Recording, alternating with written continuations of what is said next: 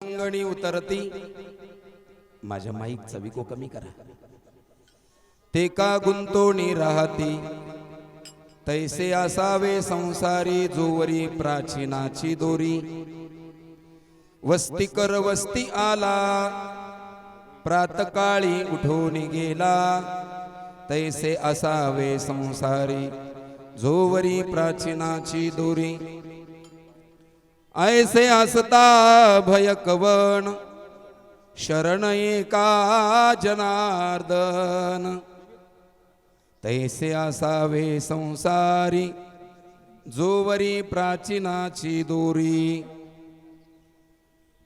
समचरण सरोजम सांद्र नीलांबुदाभम जगननिहितपानिं मंडनं मंडनानां तरुण तुलसी माला कंधरम कंजनेत्रम सदयधवलहासं विठ्ठलं चिंतयामि पांडुरंगा करू प्रथम नमन दुसरे चरणा संतांचिया दुसरे चरणा संतांचिया पांडुरंगा करो प्रथम नमन दुसरे चरण संतांचिया दुसरे चरण संतांचिया त्यांच्या कृपादाने कथेचा विस्तारू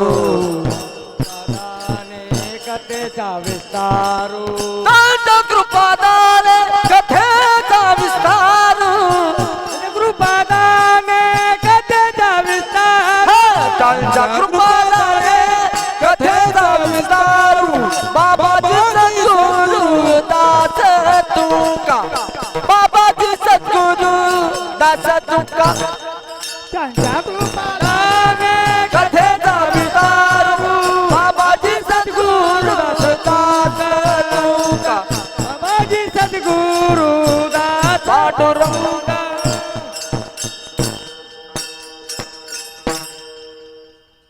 पांडुरंगा करू प्रथम नमन दुसरे चरणा संतांचिया त्यांच्या कृपादाने कथेचा विस्तारू बाबाजी सद्गुरु दास तुका नमो ज्ञानेश्वरा नमो ज्ञानेश्वरा निवृत्ती उदारा सोपान देवा मुक्ताबाई नमो त्रिभुवन पावनी आद्यत्रयी जननी देवाचे नमो सद्गुरु तुकया ज्ञानदीपा नमो सद्गुरु सच्चिदानंद रूपा नमो सद्गुरु भक्त कल्याण मूर्ती नमो सद्गुरु भास्करा पूर्ण कीर्ती हे दुःख भंजन मारुती नंदन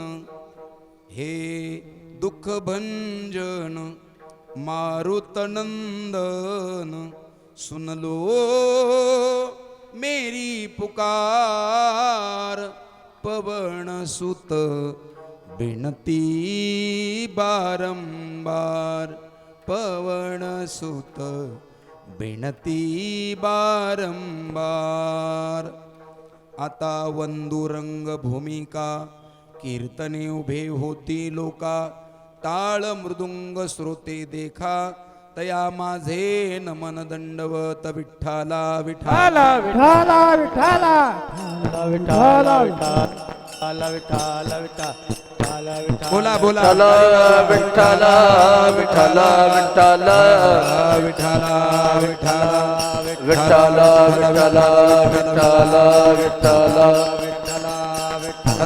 विठ्ठला विठ्ठला विठ्ठला विठ्ठला विठ्ठला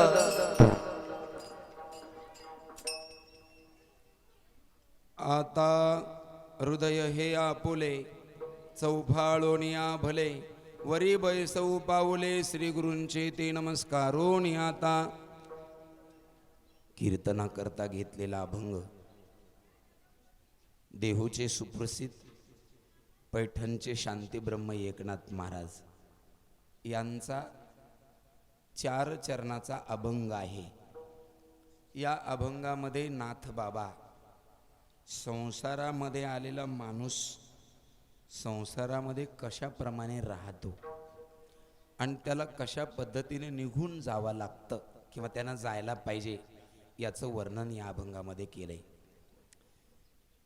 कीर्तनाला प्रारंभ करण्यापूर्वी आजची जी कीर्तनाची सेवा आहे ते कोणत्या निमित्तानं आहे, कीर्तनाचं निमित्त काय आहे, तर स्वर्गीय श्री संजू भाऊ श्रीरामजी वंजारी आमच्या संजू भाऊच्या 14वी निमित्तानं त्यांचा संपूर्ण परिवार, विशेषतः संजू भाऊचे मोठे भाऊ आमचे रामकृष्ण भाऊ, 2 नंबरचे हरिभाऊ, 3 नंबरचे दिवाकर भाऊ आणि त्यांचा संपूर्ण परिवाराने हे कीर्तन आयोजित केले. लक्ष देऊन ऐका, जास्त वेळ नाही, थोडा वेळच तुम्हाला मी चिंतन सांगतो, पण तुमच्या सगळ्यांच्या कल्याणाचं आणि हिताचं चिंतन सांगतो. माणसाच्या जीवनामध्ये प्रामुख्यानं 3 सोहळे असतात. किती सोहळे? 3 सोहळे असतात.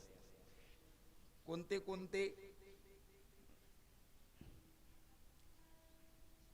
पहिला सोहळा माणसाच्या जीवनातला त्याचं नाव आहे जन्माचा सोहळा.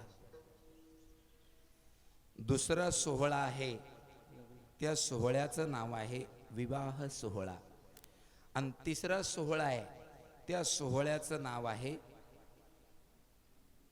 मृत्यूचा सोहळा. मरण काय, हाही एक सोहळाच आहे. मृत्यू सुद्धा काय आहे? सोहळा आहे. ज्ञानेश्वर महाराजांना ज्ञानेश्वरीमध्ये असं गोड वर्णन केलेलं आहे. देहाच्या गावा आलिया जन्म मृत्यूच्या सोहळिया. विठ्ठल विठ्ठल विठ्ठल विठ्ठल विठ्ठल विठ्ठल विठ्ठल विठ्ठल विठ्ठल विठ्ठल विठ्ठल विठ्ठल विठ्ठल. माणसाला 2 सोहळ्याचं ज्ञान नाही, एका सोहळ्याचं ज्ञान आहे. तो कोणता सोहळा? लग्नाचा. जन्माच्या सोहळ्याला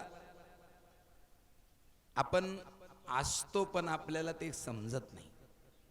मृत्यूच्या सोहळ्याला देह नसतो पण मृत्यूचा सोहळा मात्र मरणाऱ्याला जाणवतो, कळतो. कसा कळेल? तुम्ही तर म्हणाल की बाबा काय संजू भाऊला जाऊन आता 14 दिवस झाले आणि आपण आता कीर्तनाचा सोहळा करतो, त्यांना काय हे कळत असेल का? हा सोहळा त्यांना जाणवत असेल का? त्याच्यामुळं तुम्हाला मी सुंदर सांगतो, माणसाच्या मृत्यूपासून 13 दिवस तो जीवात्मा आपल्याच परिसरात असतो. फक्त त्याला शरीर नसतं, पण त्याचा, इकडे बघा माझ्याकडे, हा जो देह आहे याला स्थूल देह म्हणतात. कराकडे पोरो चालू पटकन हे बॉक्स, कारण वरचे आवाज सगळे बरोबर नाही आहेत मला. एक बॉक्स पटकन चालू करा. हा जो देह आहे हा देह स्थूल देह आहे. या देहाच्या आतमध्ये एक देह आहे, त्या देहाचं नाव आहे सूक्ष्म देह. माणूस मरतो म्हणजे काय होतं? या स्थूल देहातला सूक्ष्म देह बाजूला निघाला की हे मॉडेल जशाला तसं राहत. या देहाला चालवणारं जे इंजिन आहे त्या देहाचं नाव आहे सूक्ष्म देह. आणि तो सूक्ष्म देह शरीरातून बाहेर पडल्या पडल्या लगेच त्याला यमदेवता नेत नाही. त्याला 13 दिवस त्याच्या परिवारातच ठेवतात. तो जीवात्मा असतो. मग कशाच्या आधारानं राहतो तो? मला माहिती नाही इकडं करतात का नाही. आमच्याकडे म्हणा किंवा शास्त्रामध्ये असं वर्णन आहे, मृत्यूच्या दिवशी जो चितेला अग्नी देणारा असतो त्याच्या खांद्यावरती मडकं देतात आणि त्या मडक्याला छिद्र पाडतात आणि त्या मडक्यातून पाणी पडत असताना त्या पाण्यानं त्या चितेला एक प्रदक्षिणा घालायची असते आणि ते मडकं फोडून टाकायचं इकडं. बरोबर. पण ते मडकं फोडताना आपण जो गोटा वापरलेला असतो तो गोटा तुमच्याकडे जपून ठेवतात का? खरं तर तुमच्याकडं हा गोटा तिसऱ्या दिवशीच विसर्जन करत असतील कदाचित, पण शास्त्रात नियम असा आहे की तो गोटा 10 दिवस ठेवायला पाहिजे. किंवा ठीक आहे, तिसऱ्या दिवशीचा सुद्धा विधी शास्त्रात नाही असं समजू नका, तिसऱ्या दिवसाचा पण विधी आहे. पण त्या गोट्याच्या आश्रयानं तो जीवात्मा राहतो. एकदा रक्षा गंगेमध्ये विसर्जन केली की मग त्या जीवात्म्याला ते यमदूत त्याच्या परिवारातच इथे आणून सोडतात आणि त्याला म्हणतात, बाबा रे, तू सर्वांना माझं माझं म्हणत होतास ना, तू सगळं जीवन ज्यांच्याकरता घातलंस ना, बघ बरं ह्याच्यातले तुझ्यासाठी कोणी काही करतात का. माणूस मेल्याच्या नंतर त्या परिवाराला जे पडतं त्याला सूतक म्हणतात. काय म्हणतात? सूतक. पण खरा शब्द सूतक नाही, खरा शब्द आहे सूतप. काय नाव आहे? मेलेल्या गेलेल्या जीवाबद्दल हे जे 10 दिवस 13 दिवस आहेत, हे तपश्चर्या करण्याचे दिवस आहेत. घरामध्ये सर्व परिवारातल्या लोकांनी वियोगानं जीवन जगावं. 13 दिवस नख काढायचे नाहीत, किंबहुना 10 दिवस तरी नख काढायचे नाहीत. 10 दिवस श्मश्रूषा म्हणजे दाढी कटिंग करायची नाही, असं नियम असतात. 10 दिवस 13 दिवस किंवा ज्या दिवशी त्यांचा दिवस करतात त्या दिवसापर्यंत. आणि तपानं जितकं होईल तितकं नामस्मरण करावं.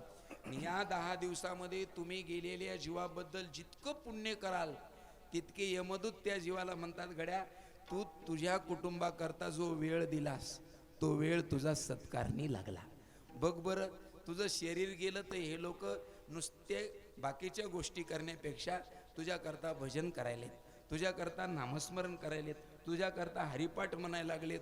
लक्ष देऊन ऐका, मृत्यू पावलेल्या जीवाला 13 दिवस आपण जितकं जितकं नामस्मरण करू, जितका जितका दानधर्म करू, तितकी त्या जीवाला सुख समृद्धी प्राप्त होते. आता याच्या पुढचं ऐकून घ्या, तुम्हाला विश्वास वाटणार नाही. 13वा दिवस झाला, 14व्या दिवसापासून त्या जीवाचा प्रवास सुरू होतो पुढचा. त्या जीवाला 12 दिवस लागतात पुढे जायला. किती दिवस लागतात? पण आपल्या तिथले 12 दिवस म्हणजे इथले 12 महिने. तो जीवात्मा ज्या तिथीला गेला, तिथी सांगतो, तारीख नाही. तिथी आणि तारखेमध्ये फरक आहे. आजची जी तिथी आहे, आज पंचमी आहे, तारीख नाही. पंचमीच्या दिवशी ज्या तिथीला तो जीवात्मा जातो त्या तिथीला आपण एक पात्र टाकलं पाहिजे. आपण इथं पात्र जीव घातलं की गेलेल्या जीवात्म्याला तिथं भोजन प्रसाद मिळतो.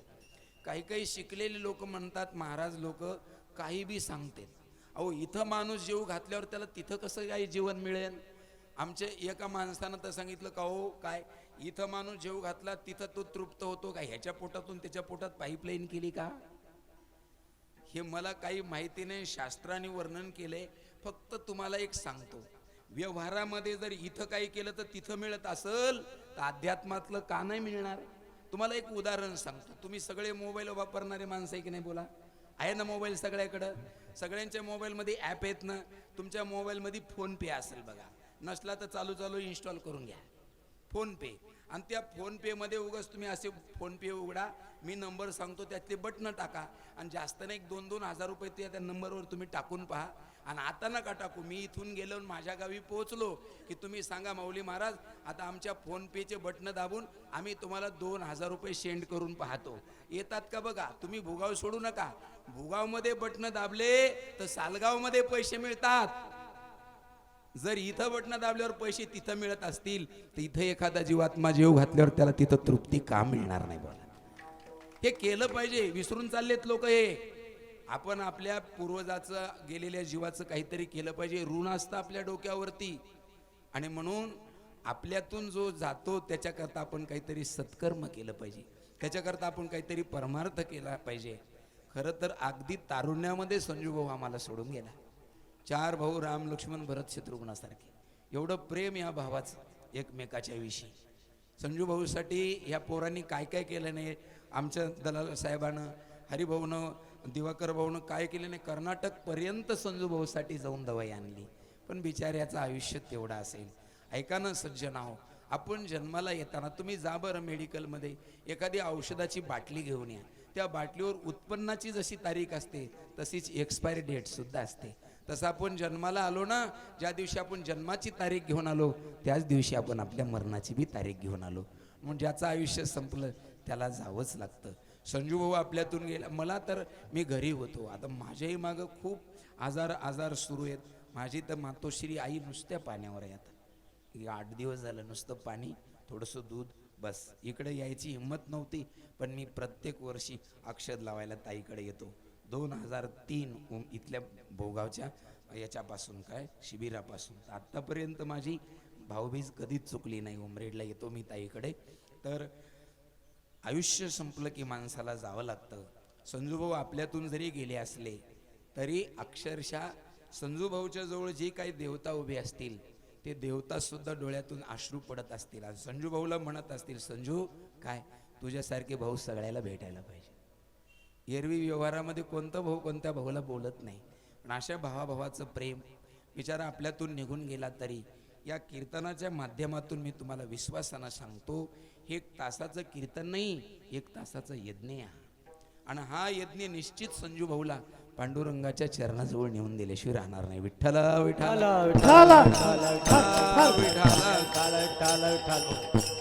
आणि हे केलं पाहिजे. आपण आपल्या गेलेल्या जीवाच्या बद्दल 14वीच्या दिवशी कीर्तन केलं पाहिजे. नाही कीर्तन केलं तर भजन तरी केलं पाहिजे. पात्र तर जीव घातलं पाहिजे. प्रत्येक महिन्याला पात्र जीव घातलं पाहिजे. वर्षश्राद्ध केलं पाहिजे. पितर जीव घातला पाहिजे. आखिदी केली पाहिजे. ह्या गोष्टीतून आपण सुटत चाललो. आपले जे पूर्वीच्या गोष्टी ते आपण विसरून चाललो. लोक करत नाहीत. मला एकच सांगा, ज्यांनी आपल्याला देह दिला, इस्टेट दिली, त्यांच्या पण पितर नाही जीव घातले, याचा अर्थ काय होणार? काय होणार? तुम्ही नाही घातल्यामुळं तुम्ही खरंच सुखी होऊ शकता का? ज्या ज्या लोकांनी ह्या गोष्टी सोडून दिल्या त्यांचं काय, त्यांना काही सोन्याचे अंडे सापडले का? बोला ना. म्हणून कमीत कमी आपण ज्या धर्मात जन्माला आलो त्या धर्माचा जो रीतिरिवाज आहे महाराज, याच्या प्रत्येकाच्या मागं शास्त्र आहे. लक्षात ठेवा, प्रत्येकाच्या मागं काय आहे? शास्त्र. याने आपण केलं पाहिजे. आपल्या पितरांची तृप्ती त्याच्याशिवाय होत नाही. म्हणून आज संजू भाऊच्या निमित्तानं हे गोड 1 तासाचं कीर्तन आहे. कीर्तनाकरता आमचे पखवादा वाजवण्याकरता सुदर्शन महाराज, गोड महाराष्ट्रातलं खूप प्रसिद्ध व्यक्तिमत्व आहे. गायन करायला आमचे कंठीराम भाऊ आहेत. विणा घेऊन आमचे बाबा आहेत, गोड विणा वाजवतात. आपले सगळेच भजनी मंडळ. मग आता नाही का, भाऊचं नाव काय? दादाराव भाऊ येतं. हा, आमचे राजकुमार भाऊ आहेत, फुलचंद भाऊ आहेत, आमचे देवा भाऊ आहेत, रामकृष्ण भाऊ गारपिंडे, आमचे हरिभक्तीपरायण पखवादाचार्य प्रकाश बाबा आहेत, हरिभक्तीपरायण आमचे दिलीप भाऊ, दिलीप भाऊ आहेत, हरिभक्तीपरायण विनोद महाराजांचं खूप दिवसानंतर भेट झाली. विनोद महाराज आहेत. आणि माझ्याबरोबर गायन करायला आमचे प्रल्हादजी महाराज फार सुंदर गातात. हरिभक्तीपरायण आपले पाटीलजी आहेत, गोड विठ्ठलराव पाटील आहेत. तुम्ही सगळे बसलेले सर्वांना मनापासून अगदी नमस्कार, नतमस्तक होतो. आणि मी आता अभंगाच्या विषयाकडे येतो. ऐका सज्जनाहो, माणसाच्या जीवनामध्ये मृत्यू हा अटळ आहे. संतांनी वर्णन केलंय, उपजलिया पिंडा मरण सांगात. जन्माला आलो तर आपण प्रत्येक जण मरण घेऊन जन्माला आलो. मला पुढे काय करायचंय मी ठरवलं तरी मला होता येत नाही. माणसाच्या जीवनामध्ये निश्चित असणारी एकच गोष्ट आहे, तिचं नाव आहे मरण. पण ऐका ना, जर आपण समाजाकडे जर पाहिलं तर समाज हा संसाराचे सुख मिळवण्याकरता आपल्या मरणाला विसरला. जनतरी देखे गुंतले प्रपंची, स्मरण ते त्यासी त्याचे नाही, स्मरण ते त्यासी. हा समाज स्वार्थ आणि संसारामध्ये इतका गुंतलेला आहे की तो स्वतःच्या मरणाला विसरून गेला. ऐका, पाऊस पडायच्या आधी शेतकरी शेतीची तयारी करतो की नाही? बोला. पाऊस पेरणीच्या आधी शेतकरी जशी पेरणीची तयारी करतो, लग्नाच्या आधी जसं कुटुंबातले लोक लग्नाची तयारी करतात, परीक्षेच्या आधी जसा विद्यार्थी अभ्यासाची तयारी करतो, कीर्तनात बसलेल्या भाविक हो, मरण्याच्या आधी मृत्यूची सुद्धा तयारी करावी लागते. तुम्ही म्हणाल बाबा मृत्यूची तयारी करायची म्हणजे नेमकं काय? नेमकं हेच आहे. मृत्यू जर जीवनामध्ये निश्चित येणारा असेल तर तयारी म्हणजे नेमकं काय करायचं? ऐका, मृत्यूची तयारी म्हणजे जसं की आम्ही काल गावावरून निघालो, प्रवासाला निघालो. आम्हाला माहिती होतं की आम्हाला 7 तासानंतर उमरेडला पोहोचायचंय. समृद्धी हायवेनं यायचे. तहान लागली तर वेळेवर पाणी भेटणार नाही. थोडा वेको कमी करा बोलताना, गाताना वाढवायचा. भूक लागली तर समृद्धीवर आपल्याला अन्न बी भेटणार नाही. म्हणून आम्ही निघतानाच रामकृष्ण भाऊ बरोबर भाकरी घेतल्या, पाणी बी बरोबर घेतलं. भूक लागन तिथं आपली शिदोरी सोडून आपल्याला खाता येईल. प्रवासात निघालेल्या माणसांना जसं तहान भुकेची तयारी, भूक लागली तर अन्न, तहान लागली तर पाणी बरोबर घेतलं पाहिजे. जसं प्रवासातलं साधन म्हणजे तहान भूक, अन्न आणि पाणी, त्याचबरोबर प्रवासाला निघाल्याच्या नंतर आपल्याला बऱ्याच गोष्टीची गरज आहे. सर्वात पहिल्यांदा आपण गाडी घेऊन इतक्या लांब येतो तर गाडी आतापर्यंत तर काही सूर्याच्या प्रकाशात चालणारी निर्माण केली नाही. जसं आता भरपूर गोष्टी सूर्यप्रकाशानं चालू येतात, पण गाडीला आत्ता तरी पेट्रोल, डिझेल किंवा गॅस टाकावाच लागतो. आता पेट्रोल टाकायचं म्हटल्यावर पुन्हा काय घ्यावं लागेल? सुदर्शन महाराज म्हणले, दादा काय आता नोटा तरी कागदाच्याच असतात, मग पेट्रोलवाल्याला आपण कागदच दिले तर काय बिघडेल का? पैशाचा काय असतो बोला? कागदच असतो. आणि साधा तरी काय आहे? कागदच आहे. दोन्ही कागदच आहेत, पण पैशाचा कागद आणि साध्या कागदात फरक आहे, नाही का? साध्या कागदात फरक आहे. प्रवासाला निघताना पैसा लागतो, प्रवासाला निघताना पाणी लागतं, प्रवासाला निघताना अन्न लागतं. जसं या 3 गोष्टी याच्याजवळ आहेत, त्याचा प्रवास सुखाचा होतो. एक माणूस म्हणला, तुम्ही निघाले प्रवासाला? हो. तुम्ही काय घेतलं? आम्ही भाकर घेतली. मग तो म्हणला, भाकरीचे वजनाचे दगड घेतो मी बरोबर. एक जणानं भाकरी घेतली आणि एक जणांनी दगड घेतले भाकरीच्याच वजनाचे. आणि मग भूक लागल्याच्या नंतर दोघांनी बी सोडले. एकानं भाकर खाल्ली आणि दुसऱ्यानं दगड खाल्ले. शक्य आहे का? ओझं तर भाकरीचं तितकंच आहे आणि दगडाचं तेवढंच आहे. समजतंय ना तुम्हाला? मग जर ओझं दोघाचं सारखं असेल तर भाकर घ्यायला पाहिजे का दगड घ्यायला पाहिजेत? ज्ञानेश्वर महाराजांनी ज्ञानेश्वरीत लिहिलंय, पै शिळा का शिदोरिया वाहने देवी धनंजया. अरे अर्जुना, दगडाचं आणि भाकरीचं वजन जरी सारखं असलं तर भाकरच वेळेला साथ देईल. मग जसं या प्रवासामध्ये अन्न पाणी आपल्याला मदत करतं, तसं मृत्यूच्या प्रवासाला निघालेल्या माणसाने आपल्या जीवनाची साधन सामुग्री काय आहे? भगवंताचं नाम. आपल्याला मृत्यूच्या प्रवासात उपयोगाला येणारं साधन सांगतो. मरणाची तयारी करायची म्हणजे नेमकं करायचं काय? जास्तीत जास्त परमात्म्याच्या नामाचा संग्रह करा. या नामाचं पुण्य तुम्हाला मृत्यूच्या वेळेला उपयोगाला आल्याशिवाय राहणार नाही. विठ्ठला विठ्ठला विठ्ठला विठ्ठला. ज्याच्याकडं पुण्याचं तिकीट आहे ना, कशाचं तिकीट म्हणतो? पुण्याचं तिकीट आहे, तो प्रवासामध्ये घाबरत नाही. आणि ज्याच्याकडं पुण्याचं तिकीटच नाही, ज्यानं तिकीट काढलंच नाही, तो प्रवासामध्ये सारखा विचार करतो, काळ्या कोटावाला येतं का? रेल्वेत बघितलं असं ना तुम्ही, काळ्या कोटावाला टीशी असतो, तिकीट तिकीट. प्रवासात बसलो पण पैसे नव्हते, तो करतच काही नाही, त्याच्या मागं स्क्वॉड असतो पोलिसाचा उचला याला. ते मार मार मारतेत आणि तुरुंगात टाकून देते. ज्याच्याकडं तिकीट, अधिकृत तिकीट आहे, तो म्हणतो बघ तिकीट घे, तो टीशी सही करतो, त्याचा प्रवास सलामीचा सुखाचा होतो. तसं मृत्यूच्या प्रवासामध्ये पुण्याचं तिकीट ज्याच्याजवळ आहे, यम म्हणतो तिकीट हे बघ यमा, आयुष्यभर भगवंताचं नामस्मरण केले, यम सही करतो म्हणतो काही हरकत नाही, तू प्रवास करून पुढचं स्टेशन म्हणजे परमात्म्याला प्राप्त होणार आहे. पण ज्यानं जीवनामध्ये यत्किंचित पुण्य केलं नाही, यमराज लगेच पाहतात पुण्याचं तिकीट नाही, यमदूताला सांगतात घ्या याला कोठडीमध्ये, आता मारा याला आता लागन तसं. म्हणून आपल्या मृत्यूच्या प्रवासामध्ये पुण्याचं तिकीट अवश्य असलं पाहिजे. आणि आणखीन एक गोष्ट बोलतो, लक्षात ठेवू नाही का? काय?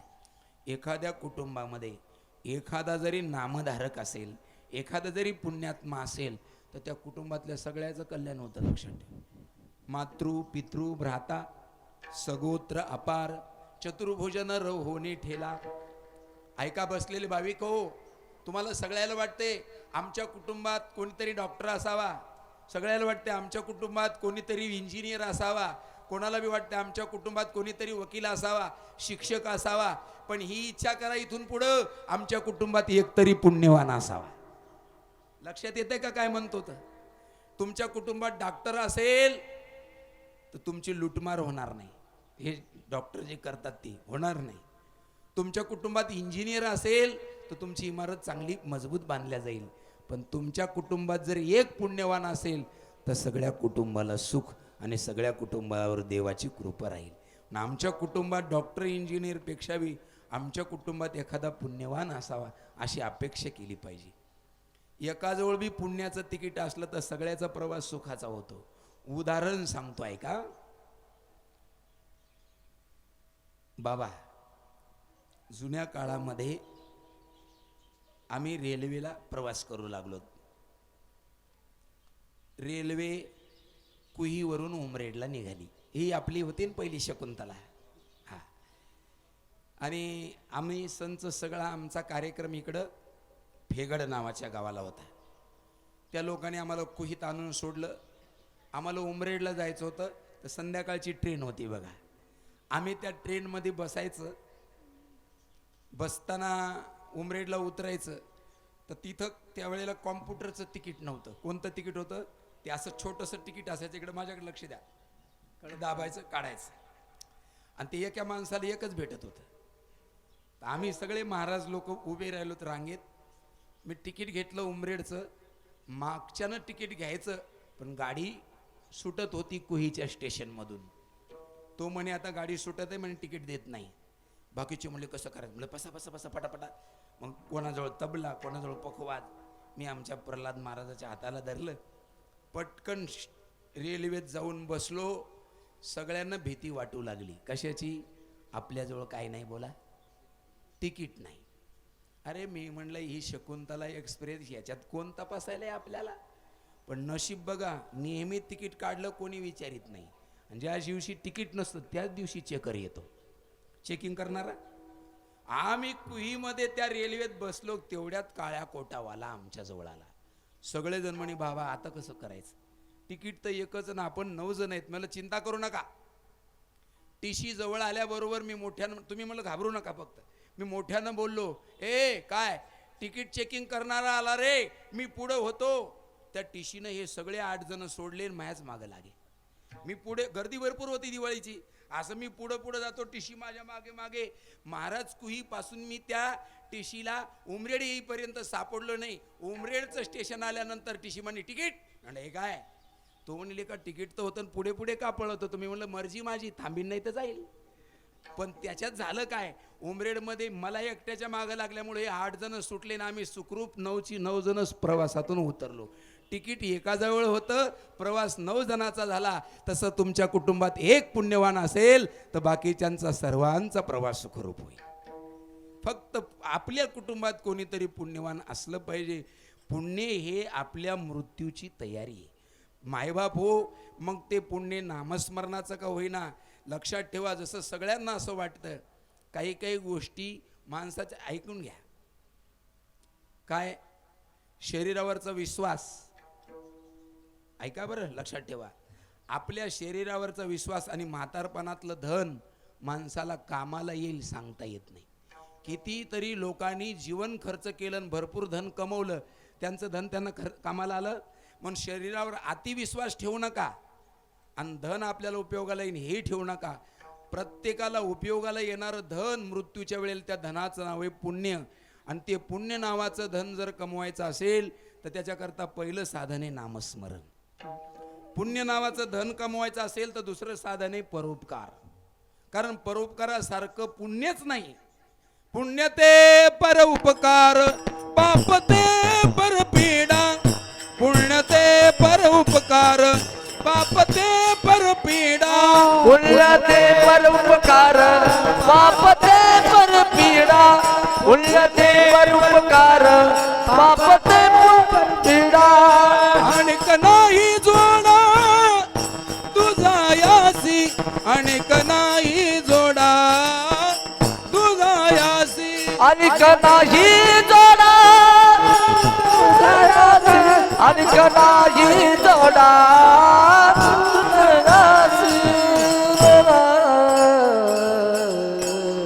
सज्जन हो, आज दिवसही 14वी असल्यामुळे आपल्याला जास्तीत जास्त विचार कोणत्या गोष्टीचा करावा लागेल? मृत्यूचा. तर मृत्यूला येणारं धन उपयोगाला म्हणजे कोणतं असेल तर पुण्य नावाचं धन. पुण्य मिळवण्याकरता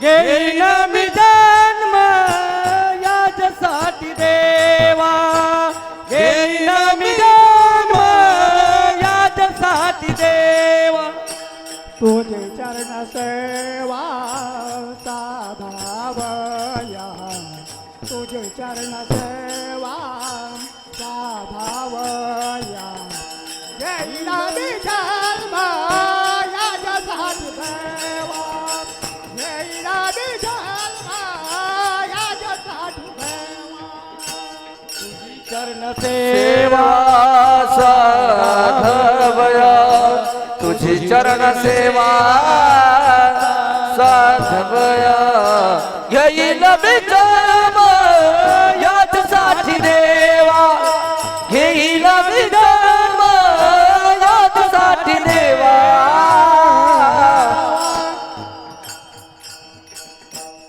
तर मृत्यूच्या प्रवासामध्ये उपयोगाला येणारं धन म्हणजे पुण्य आहे. ते पुण्याचं पहिलं साधन जर काय असेल तर नामस्मरण आहे. पुण्य मिळवण्याचं दुसरं साधन काय असेल तर परोपकार आहे. ऐका, या जन्मामध्ये थोडा नाही जास्त नाही पण थोडा तरी परोपकार करा. तुका म्हणे फार थोडा तरी परोपकार. काय परोपकार करायचा महाराज? भूतदया, गायी पशुचे पालन, गाईला चारा द्या, पशुवर प्रेम करा. तान्हेल्या जीवनवना माझी, त्याला तहान लागले असेल त्याला पाणी द्या, भूक लागली असेल त्याला अन्न द्या. या जीवनामध्ये परोपकार करणं हे पुण्य आहे. आणि असं पुण्याचं धन मृत्यूच्या प्रवासात उपयोगाला येतं. ऐका राजा हो, खूप लक्ष देऊन ऐका. ज्याच्या जीवनामध्ये पुण्य आहे त्याला मृत्यूची अजिबात भीती वाटत नाही, मरणाची भीतीच वाटत नाही. मरणाची भीती कोणाला वाटते? ज्याच्याकडं पुण्य नावाचं धनच नाही त्याला वाटते. आणि समजू नका महाराज, असं वाटतंय पण मृत्यू ज्या वेळेला माणसाच्या समोर उभा राहतो ना, तर भल्या भल्याला सुद्धा मृत्यूची भीती वाटते. कोणाला भीती वाटत नाही? दोघा नवरा बायकोमध्ये असे भांडणं झाले आणि ती बाई अशी वैतागली आणि मरायला निघाली तर निघाली, रात्री एकटीच निघाली. नेमकं आम्ही कीर्तन करून गावात आलो तर ती बाई गावातून बाहेर चालली होती. अरे सुदर्शन महाराज, कोण आहे बाई? थांबा गाडी उभी केली, दार उघडलं तर आमची काकूच निघाली. म्हटलं काकू एवढ्या रात्री कुठं चालली? नाही महाराज, आता मला जगायचं नाही. तुमचा काका मला रोज विनाकारण भांडायला लागला. अरे म्हणलं नातू पंतू झाले तुम्हाला, आणि आता या म्हातारपणात भांडणं कुठं असतात का? असं काय? आणि कुठं चालली? मी मरायला चालले म्हणे. मरायला चालली? हो. आणि मी म्हणलं मरायला चालली मग ही टॉर्च घेऊन कशाला चालली? टॉर्च कशाला नाही ती? नाही म्हणे बाबा, इचू काढायचं भ्या वाटते म्हणून न्यायला. आता मरायला चालली तर इचू काढा माहिती आहे ना, काडी म्हणतात काय बघा. तुला मरायचं तर इचू काढायची भीती, याचा अर्थ मरणाऱ्याला सुद्धा मरू वाटत नाही, मरण्याला सुद्धा मरणाची भीती वाटते महाराज. मृत्यू सगळ्यामध्ये भयानक आहे, पण मृत्यूमध्ये मृत्यूच्या काळात भीती वाटू नये असं वाटत असेल ऐका, तर त्या माणसाजवळ धन असणं आवश्यक आहे. आणि ते म्हणजे पुण्य नावाचं धन पाहिजे. आणि ज्याच्याजवळ पुण्य नावाचं धन आहे तो म्हणतो कधी बी येऊ द्या हो, संसारिकांनी लक्षात ठेवा, संसारामध्ये असं राहिलं पाहिजे, मी जन्माला आलो, एक दिवस मला मरायचं आहे, पण मरताना मला कुठला क्लेश होणार नाही, मरताना मला कुठलं दुःख होणार नाही, एकदम आनंदामध्ये माझा मृत्यू झाला पाहिजे, त्याच्याकरता मला चांगलं वागलं पाहिजे. नारळ असतात ना, नारळ, त्या नारळामध्ये दोन प्रकार असतात बघा. एक नारळ आहे ना, ते वरची काय म्हणतात तुमच्याकडे त्याला? टोकर. त्या टोकराला पकडून असतं ते ओलं नारळ. आणि एक वारलेलं नारळ असतं, ते राहतं आतमध्येच, पण ते सगळ्याला सोडून राहतं. ठोका मारला की टोकर एका बाजूला, नारळाचा कोबळा एका बाजूला. तसं ज्याच्या जीवनामध्ये पुण्य आहे त्याला मृत्यूच्या यातना अजिबात होत नाहीत. म्हणून मृत्यूच्या आधी सगळ्या इच्छा आशा वासना संपलेल्या असाव्यात. विठला विठला विठला विठला विठ्ठल विठ्ठल विठ्ठल. मृत्यूच्या आधी सगळं. आणि म्हणून असं एकदम माणसानी संसारामध्ये आलं की चौकस राहिलं पाहिजे. चौकस म्हणजे सावधान राहिलं पाहिजे. कशामध्ये सावधान राहिलं पाहिजे? हा जो देह आहे, हा देह मला मिळाला आणि ह्या देहातला जो जीवात्मा आहे, हा जीवात्मा पक्षी आहे आणि कोण्याही एक दिवस या देहरूपी पिंजऱ्याला सोडून जाणार आहे. सावधान राहिलं पाहिजे.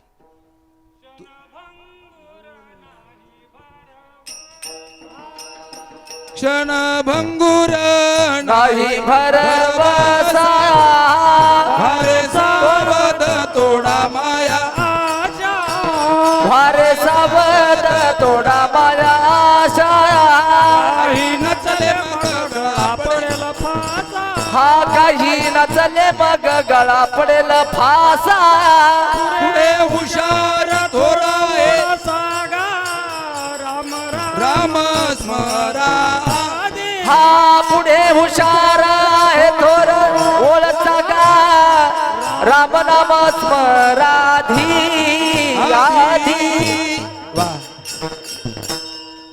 आमच्या विनोद भाऊन गोड प्रमाण दिले. क्षणभंगूर नाही भरवसा.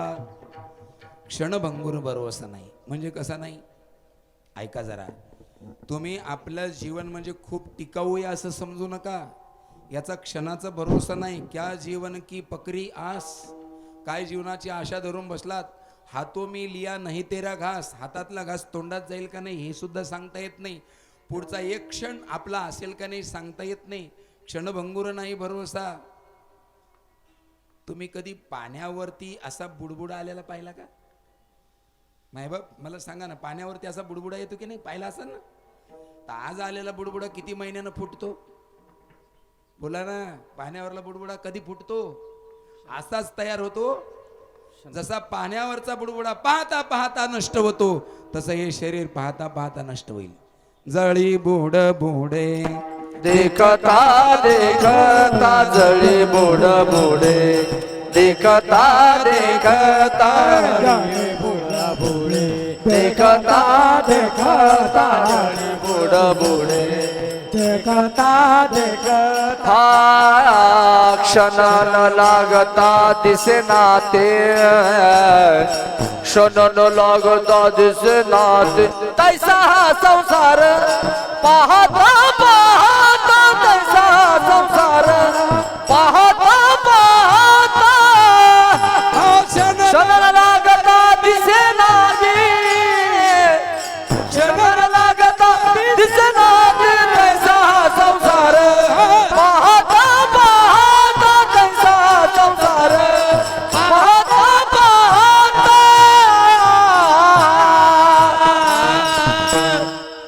आपल्या आयुष्यावर जास्त भरोसा ठेवू नका. जळी म्हणजे पाणी. जळी बुड बुडे देखता देखत काय? जळी बुड बुडे देखता देखता देखता क्षण न लागता दिसेनासे. पाण्यावरला बुडबुडा क्षणात जसा नष्ट होतो, तसं हे जीवन कधी नष्ट होईल सांगता येत नाही. म्हणून फार याच्यावर भरोसा ठेवू नका. ऐका, या देहरूपी पिंजऱ्यामध्ये जीवात्मरूपी जे पक्षी आहे तो कधीही उडून जाऊ शकतो. तू लाख की बाजत कर ली, तू लाख करे रखवाली. उड़ जाएगा एक दिन पंछी रहेगा पिंजरा खाली. उड़ जाएगा एक दिन पंछी रहेगा पिंजरा खाली. पिंजरा खाली पिंजरा खाली पिंजरा खाली पिंजरा खाली. लयच गोड प्रमाण म्हणलं गडे. पुढचं म्हणायला पाहिजे होतं थोडस. तू लाख हिफाजत करले, तू लाख करे रखवाली. उड़ जाएगा एक दिन पिंजरा रहेगा पिंजरा खाली. उड़ जाएगा पंछी एक दिन रहेगा पिंजरा खाली. जसा या पिंजऱ्यातला जीवात्मरूपी पक्षी कधी उडून जाईल सांगता येत नाही. म्हणून आपलं जीवन हे क्षणभंगूर आहे. मृत्यूच्या आधी आपण मनाची तयारी केली पाहिजे. बस मी किती जरी संसारात राहिलो पण एक दिवस मला सगळं सोडून जायचे. कशी तयारी करायची? महाराज म्हणतात, जसं अंगणामध्ये पक्षी येतात. कुठे येतात? उदाहरण काय दिलं महाराजांनी? अंगणामध्ये पक्षी येतात. ते कायमच अंगणामध्ये राहतात का? बोला ना. का काम झाल्यावर निघून जातात?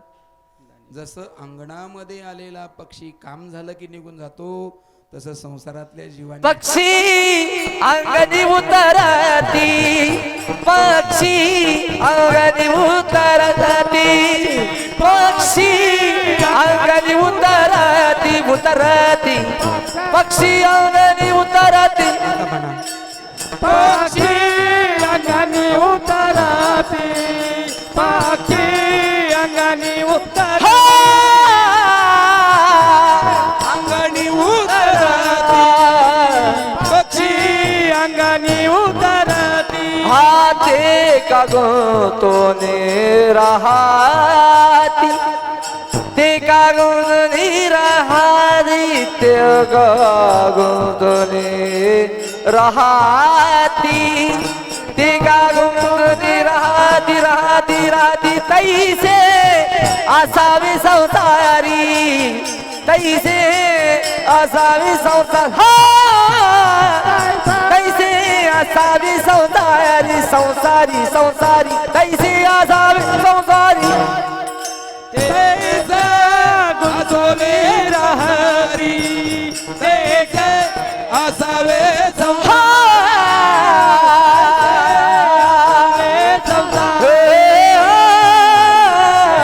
असावे संसारी, असावे संसारी, संसारी, संसार.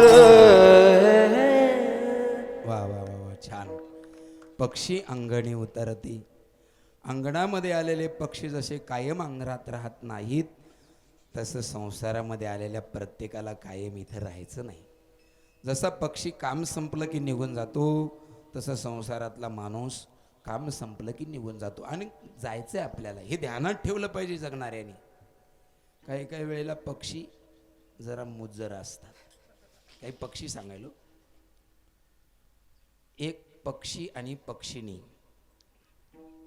घरट्यातून सकाळ झाली, पक्षिणी म्हणायला लागली, पिले आपले लहान आहेत, आपल्याला त्यांना चारा आणला पाहिजे. पक्षी म्हणायला लागला, हरकत नाही. सकाळ झाली, घरट्यातून पक्षिणी आपल्या मालकाच्या बरोबर कुठं निघाली? प्रभाताची वेळ आहे. पक्षिणी आपल्या मालकाच्या बरोबर कुठं निघाली? प्रभाते चारी यासी जाय, पक्षिणे प्रभाती चारी, यासी जाय, पक्षिणे यासी जाती, पक्षिणी प्रभाती चारी, यासी जाय. पिलू वाट पाहे, पिलू वाट पाहे, उपवासी, पक्षिणी प्रभाती चारी, यासी जाय, पक्षिणी प्रभाती चारी, यासी जाय.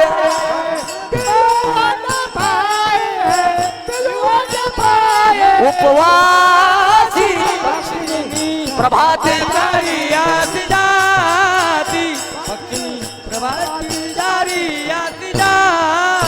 कान वत्स घरी बांधिलच दाम, वत्स घरी बांधिलच कान वत्स घरी बांधिलच दाम, वत्स घरी बांधिलच. तयार हृदय धावा माऊली, तयार हृदय धावा माऊलीचा, पक्षिणे प्रभाती चारी, यासी जाय, पक्षिणे प्रभाती चारी, यासी जाय. पक्षिणी प्रभाते चारी, यासी जाय, प्रभाती चारी, यासी जाय, जाय. वा वा, महाराज फार गोड प्रमाण म्हटलं. प्रभाते म्हणजे सकाळच्या वेळेला, प्रभाते चारी यासी जाय. चाऱ्याला निघाली कोण? पक्षिणी. बर घरी कोण आहे? पिलू वाट पाहे उपवासी पक्षिणी. प्रभाते चारी यासी जाय. तो पक्षी आणि पक्षिणी चारा आणायला निघाले. पण जात असताना एका ठिकाणी त्यांना सुंदर दाणे चारा भेटला. पक्षी म्हणतो, अगं काय हो, खाली बघ किती किती धान्य आहे, बघ किती चारा भेटला. दोघही पक्षी आणि पक्षिणी चाऱ्याकडे येत असताना पक्षिणी सांगू लागली, अहो इतका आयता चारा पडलेला आहे, याचा अर्थ या चाऱ्याजवळ धोका असू शकतो. लक्ष देऊ नाही का? आयत्या चाऱ्याजवळ काय असू शकतो बोला?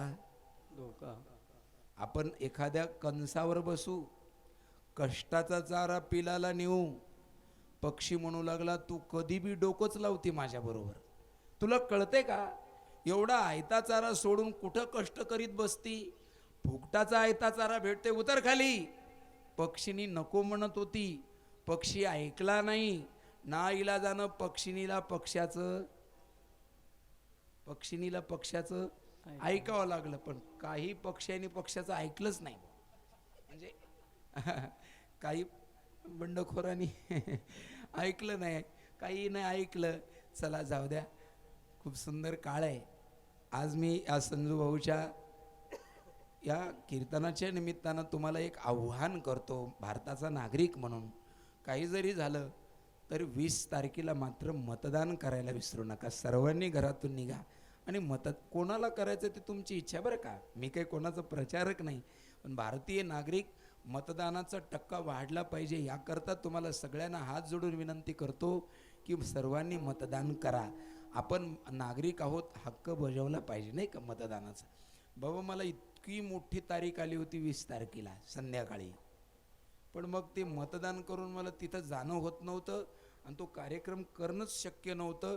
आणि तो कार्यक्रमही राज्याच्या बाहेर होता, गुजरातमध्ये. त्यांना सांगितलं येऊ शकत नाही मी, कारण माझ्या गावात म्हणजे माझ्या तालुक्यात मतदान आहे, तर मतदान करा. तर त्या पक्षिणीला जबरदस्तीनं कुठं आणलं बोला त्यांनी? त्या चाऱ्याजवळ आणलं. चाऱ्याजवळ आणल्यानंतर ती पक्षिणी त्या पक्षाला सांगू लागली, पटकन चारा घ्या आणि पटकन आणि चटकन म्हणजे लवकर लवकर घरी चला, पिले वाट बघतायत. पण तो पक्षी, मी तुम्हाला म्हणलं ना, मुजरच होता. तो कधी आपल्या पक्षिणीचा ऐकतच नाही. आता तसे काही पक्षी कमी नाहीत महाराज. प्रत्येक पक्षाच्या पक्षिणीला काय वाटतं, आपल्या मालकानी अशी कोणती तरी एखादी, आता ठीक आहे यांनाच तुम्ही पक्षिणी म्हणा, काय बिघडत आहे?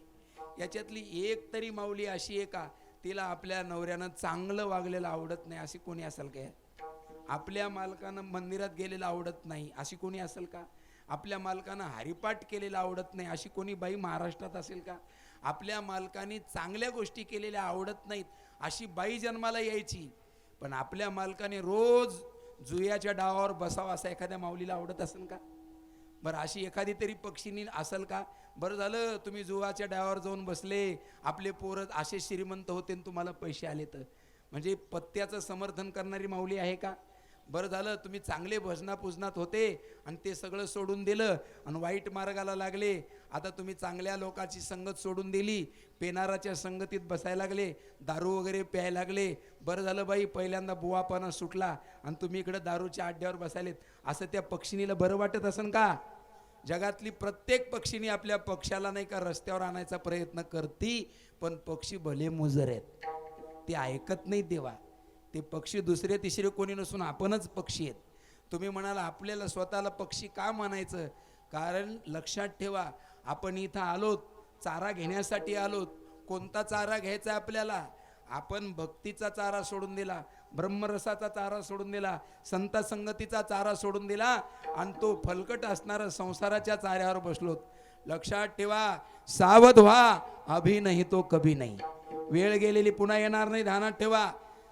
जसा तो पक्षी, त्या पक्षिणीनं सांगितलं, काय गोड अभंग आहे, लक्षात ठेवा. मदलासा नावाचा अभंग आहे. पक्षिया रे गेले चराया दोन्ही, पक्षी आणि पक्षिणी दोघ जण गेले, चारा घेऊन घरी जायला पाहिजे होतं त्यांनी, पण आसक्त झाले.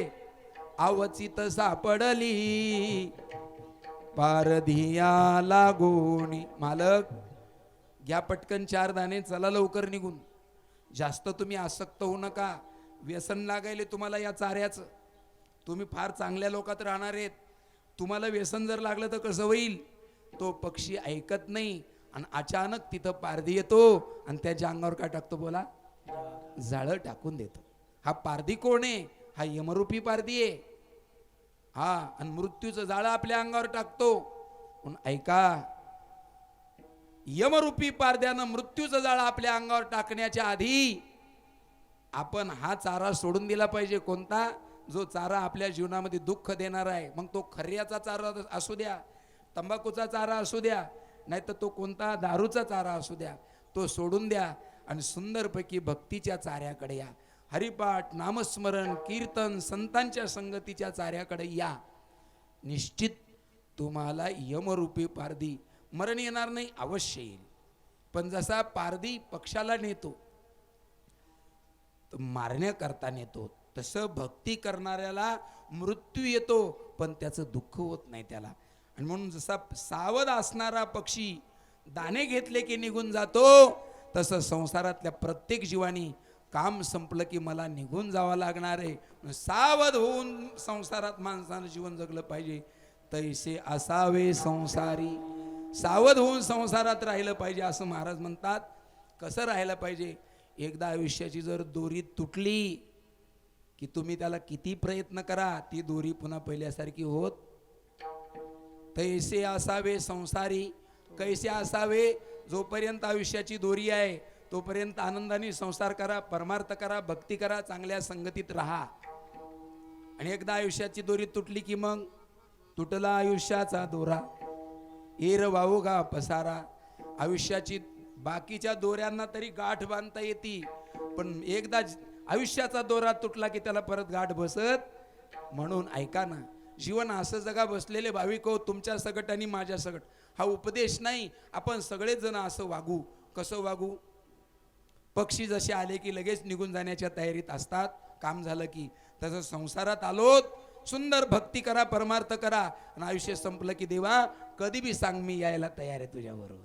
अशा पद्धतीनं जीवन जगायचं. सांगड बांधा रे भक्तीची, नारायण नामाची. नारायण भक्तीचे, नारायण नामाचे, हो नारायण. सांगड बांधा रे भक्तीची,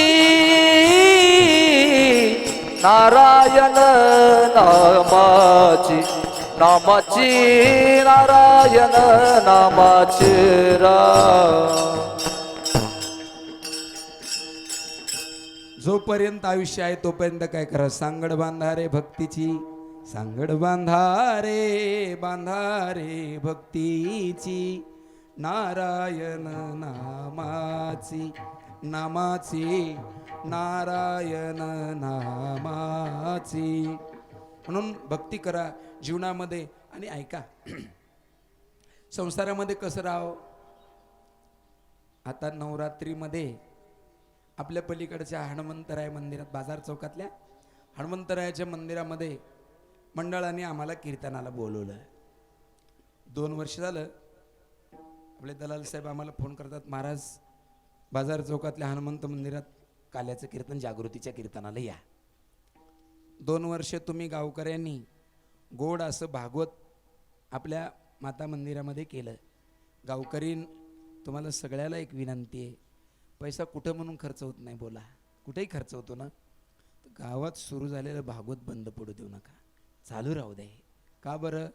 कारण याच्यामुळं संस्कार टिकतील, याच्यामुळं आपली संस्कृती टिकेल, याच्यामुळं जो तरुण वर्ग वाईट मार्गाकडे चाललाय तो हळूहळू आपल्याकडे येईल, चांगल्या मार्गाकडे येईल. बाबा भागवत चालू ठेवा, निरंतर चालू ठेवा.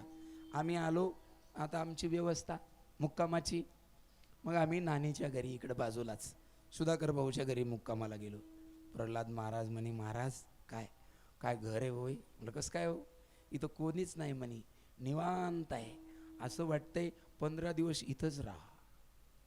प्रल्हाद महाराज मला म्हणत होते. नानीच्या घरी काही कोणी गर्दी वगैरे नव्हती, लेकरं वगैरे नसल्यामुळे काय डिस्टर्ब व्हायच. आणि बरोबर नेमकं कुठं जायचं एका दिवसात त्यांना ते बाथरूम सगळं माहिती होऊन गेलं. तो म्हणे इथं 1 दिवस नाही बाबा, 7 दिवस मुक्काम पाहिजे होता.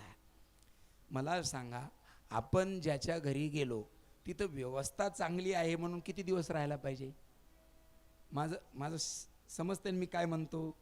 आता तुम्ही अक्षत लावायला समजा आपल्या सासरवाडीला जाता की नाही, इकडं सौभाग्यवती बरोबर अक्षत लावायला जातात की नाही लोक. आता गेल्यानंतर जावयाची काय इंतजाम कमी असतो का दिलीप भाऊ? हा जावयाचा काय ताल असतो, आच्छरदानी मच्छरदानी, 10-5 लोकांची तानापाणी. एक बाई म्हणे, बाबा आमच्या घरी जेवायला या. म्हणून कसं काय हो? म्हणे जावाई येणार आहेत, बासुंदी करायची. मग मी म्हशीला 2 दिवस झालं पाणीच पाजलं नाही, का दूध घट्ट निघालं पाहिजे ना. म्हणलं मारती का त्या म्हशीला? जावाई येणार म्हणल्यानंतर काय लोकांचा थाटमाट असतो नाही का. आता मला सांगा, सासूरवाडीमध्ये आपला सन्मान होतो म्हणून जावयानं काय सासूरवाडीतच राहावं का? एक जावई नागपूर सारख्या शहरामध्ये सासरा शिक्षक होता, गेला आणि सासूरवाडीत असा त्या जावयाचा सन्मान झाला. देवा, तर शिक्षक असल्यामुळे तो घरात ट्युशन घेत होता. कोण?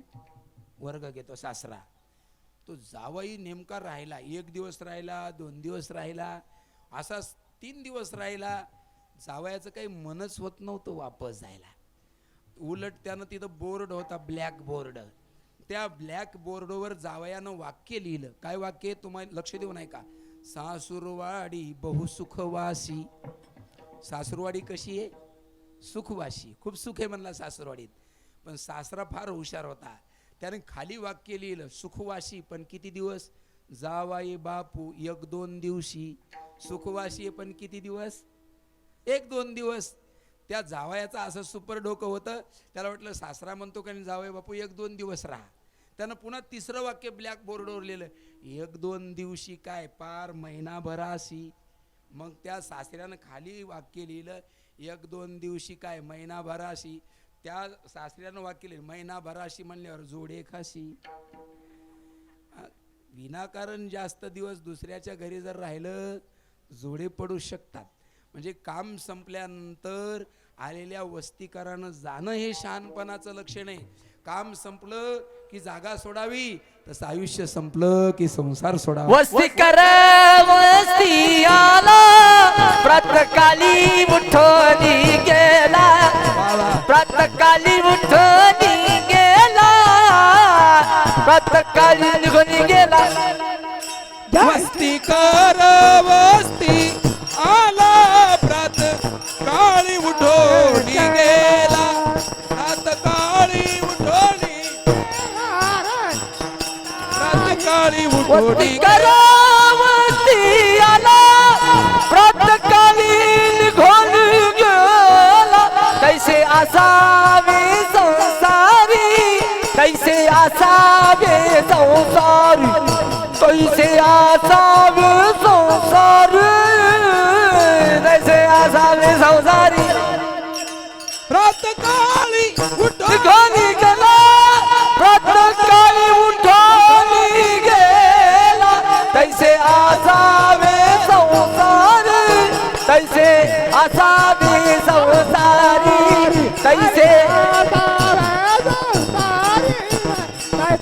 कैसे असावे संसारी, असावे संसारी, असावे संसारी.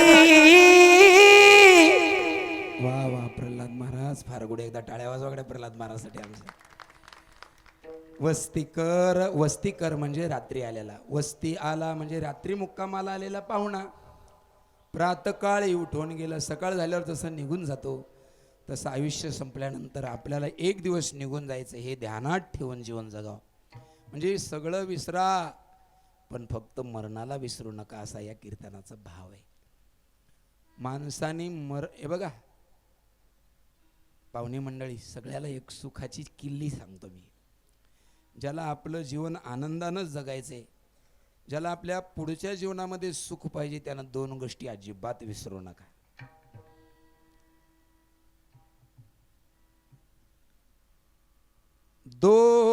बात को मत भूलिए. दोन गोष्टीला विसरू नका. दो बात को मत भूलिए, जो चाहे कल्याण. ज्याला आपलं कल्याण पाहिजे त्यांना दोन गोष्टीला विसरू नका. कोणा कोणा? नारायण एक मौत को, दूजा श्री भगवान. एक देवाला विसरू नका आणि एक मरणाला विसरू नका. तुमचं कल्याण झाल्याशिवाय राहणार नाही. नेमकं माणसं ह्या दोनच गोष्टी विसरले, देव आणि मरण. आणि मग या दोन गोष्टी विसरल्यामुळं काही बी करायला लागले. पाप करायची भीती वाटत नाही, वाईट वागायची भीती वाटत नाही. सज्जन हो, सगळं विसरलात तरी पण मरणाला विसरू नका. कारण जे मरणाला आणि देवाला विसरले त्यांचं वाटोळं झालं. विसरली तया थोर झाली हानी, पचतील खाणे 84च्या. सगळं विसरा, फक्त मरणाला आणि देवाला विसरू नका.